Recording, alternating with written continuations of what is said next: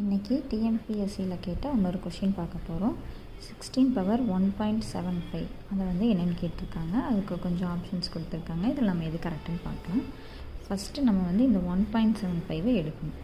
இதை வந்து சிம்பிளிஃபை பண்ணலாம். 1.75 இந்த பாயிண்ட்டுக்கு அப்புறம் 2 நம்பர் இருக்கங்காட்டி நம்ம இன்ட்டு 100 போடுறோம். இப்போ இதை சிம்பிளிஃபை பண்ணால் என்ன கிடைக்கும்? 175 தான் கிடைக்கும். Divided by 100. இதை வந்து நம்ம எதில் கேன்சல் பண்ணலாம்? 25ல் கேன்சல் பண்ணால் இது 4 டைம்ஸ், இது 7 டைம்ஸ். அப்போது நம்மளுக்கு 1.75ஓட வேல்யூ வந்து 7/4ன்னு கிடச்சிருக்கு. இதை வந்து நம்ம இங்கே இதுக்கு பதிலாக சப்ஸ்டியூட் பண்ணணும்.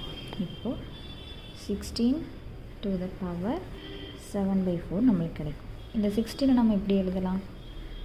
2 to the power 4ன்னு எழுதலாம். 2 into இந்த 2 into 2 into 2 into 2 2 2 are 4 4 2 are 8 8 2 are 16. அப்போ 2 to the power 4 இந்த 7/4. இந்த 4 வந்து இந்த 7க்கு தான் மல்டிப்ளை ஆகும். ஸோ இப்போ என்ன ஆகும்? இப்போ வந்து 4 into 7/4 இப்படி இருக்குன்னு வச்சுக்கோங்க. இப்படி இந்த 4 கேன்சல் ஆகும். 7 தான் balance. So 2 to the power 7ன்னு நம்மளுக்கு கிடைக்கும். 2 power 7 என்ன?